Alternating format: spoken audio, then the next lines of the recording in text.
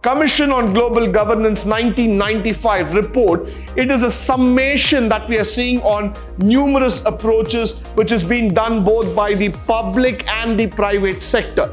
Governance ideology is to create an invisible shield which is actually going to protect the individual interest and also make people understand the importance here. Everybody loves to talk about change. Why? Because change is the most constant factor in this world.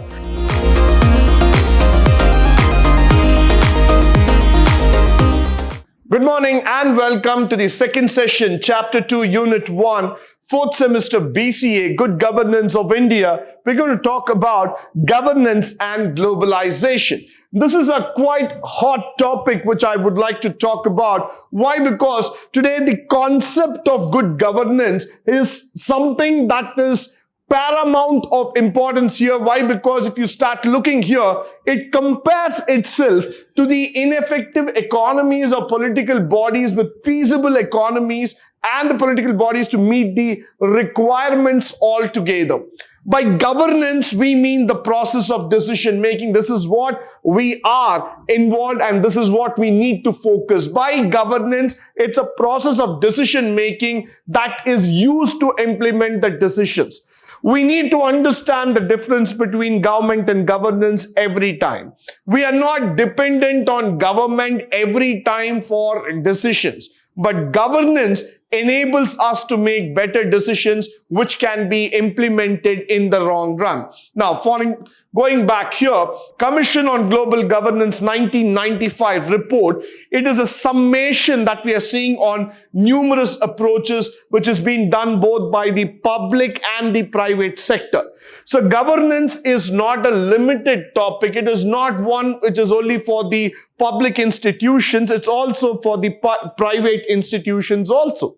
The aim of governance is to accommodate everybody's interests. The aim of governance is to make people understand how effective decisions can be taken, which can be mutually benefit for the society as well as for the organizations. So the concept of governance has got a very wide approach, trying to understand seemingly every aspect of the society, including the human factor.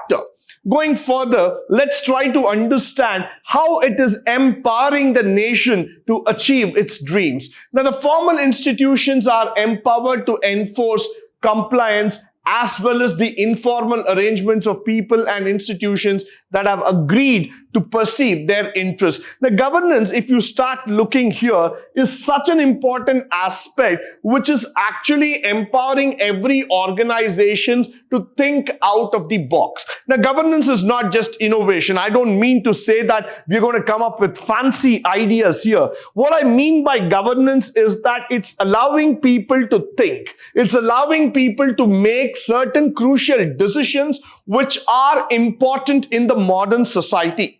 Now, followed by which, I would like to say this: governance serves by safeguarding the territorial integrity of the state and securing individual security in the eyes of law, the rule of law, and a wide range of services that we are talking about. So governance is actually the armor, that is the knight standing with the armor. It is the shield that's going to protect the state, the law, and the individual altogether. Governance ideology is to create an invisible shield which is actually going to protect the individual interest and also make people understand the importance here. So whenever we are going to talk about health to livelihood to food security, governance is going to be an inbuilt aspect. Followed by which, a good governance. What do you mean by good governance? There are no doubts that implementation of good governance is both in new and old democracy, and we have seen both the positive effects and the negative effects. In fact, when you start talking about the non-democratic regime altogether, the situation is different, but the impact of good governance is always felt. that is always needed, I would like to say. The concept of good governance is like a mechanism that's going to run again and again and try to bring in democracy in different levels. It's actually a process that needs to be regenerated every time to understand the consequences. So whenever we're talking about those non-democratic countries, we need to understand that governance has to be brought in there so that everybody can become a part and parcel of the decision-making process, and by which they will be able to grow better. Now, moving further, when we talk about the good governance altogether, good governance is like an instrument that helps in the global capitalism to expand more easily because of the spread of certain basic standards.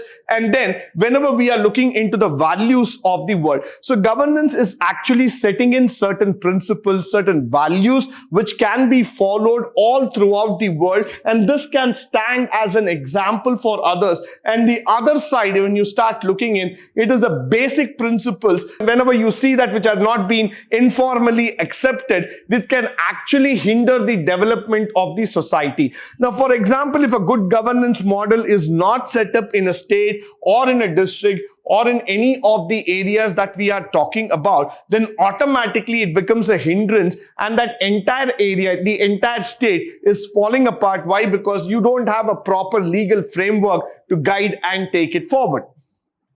Now, a good governance imposition has become a part of the power conflict and can destroy the value system. Now, this is very important where I want you to focus. Why? Because the aim of governance is to empower and give that liberalized mode of thinking.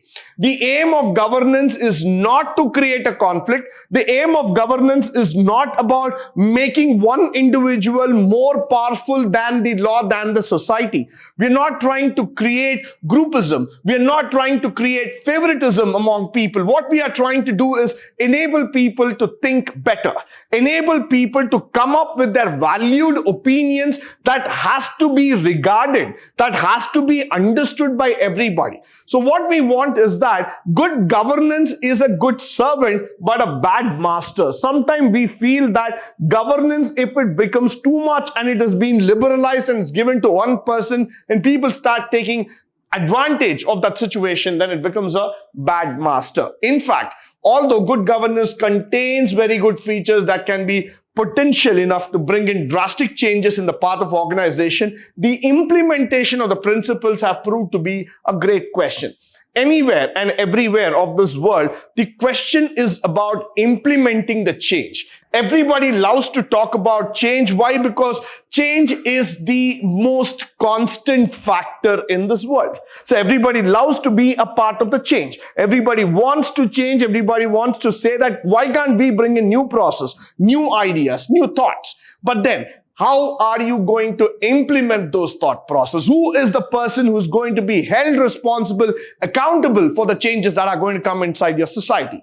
Now, followed by which we have certain things that are very, very important when it comes to good governance. We are talking about the principles of transparency, participation, the rule of law, responsiveness, consensus orientation, inclusion, effectiveness, and the efficiency factor. All these things are very, very important. Why? Because they perform a lot of important tasks. Now, whenever we talk about transparency, we are talking about the factor where it has to be open enough. You need to participate. There needs to be an integrity of the law factor. It has to be the responsible, and the time factor has to be maintained. Everybody's consensus has to be taken, and there needs to be an inclusion. Now, moving further, whenever we are talking about globalization, this is a key player for growth. That's what we have been talking about for a very, very long time. Now, why globalization actually matters is because it is trying to change the world for a better growth path. In 2002, the World Bank report study says that 72 developing countries since the year 1980 have tried to make their economy as globalized as possible. They have stepped out of the old school and they want to change their government. They want to change the way of thinking. So globalization is definitely the path to grow and make your organization even more stronger. Now, The next thing that we are going to see here is the globalization, how it is becoming such a key player for growth. Why? Because when you look into the studies, they have shown that the ratio of trade increase in GDP raises up by 1% completely, and the level of income also increases to 1.5–2%, which is a big ratio that we have been talking about. From the year 1960 onwards, the Asian economies have become super strong economies, export oriented, and they have started becoming globalized by lowering the tariffs and other factor. They have provided the population with a lot of education, infrastructure, and generally they have given a sound governance. So when you start going through this entire state of affair, you would see that in the last 20 years, countries like Japan or China, Singapore, everybody has been aggregating themselves with a 5.5–6% growth plus up to 8% in terms of the GDP. This has been possible. Why? Because they have adopted good governance principle, allowed their country to go on in terms of development mode by export and import factors, and they have liberalized the trade factors. So this is where the democratic thinking of liberalizing yourself, bringing in the good governance principles will definitely matter to make your nation better.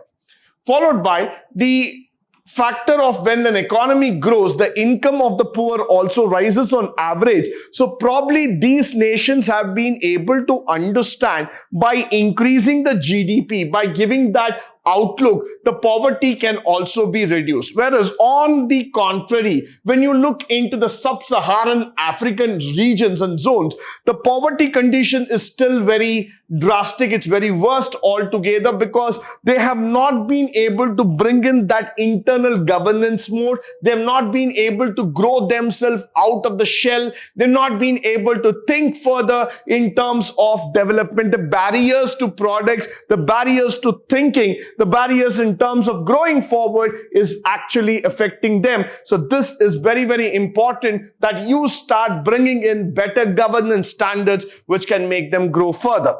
Followed by, we are also going to talk about the factors called as globalization, where the key for the growth, as where we are talking about the UN Secretary General, former Kofi Annan, when he had talked about the main losers of today are very, very about the unequal world. Why? Because there is so much in this world to be spoken about in inequality. A lot of people do not even get a chance to be a part of the growth story. It is so unfortunate because their country is not a part of the global growth story. They have been deprived from the basic rights of education, healthcare, food, or clothing, and that's one of the reasons why you see that they have been almost homeless for more than decades. Now that's exactly where you need to think about how we can use good governance principle to bring in equality in this wonderful world. So wherever you have been seeing that the governance principles will actually help you to bring in a better structure, a better legal framework where everybody will be given a chance to participate, where everybody will be given a chance to bring out their opinions and make this world a better livable place.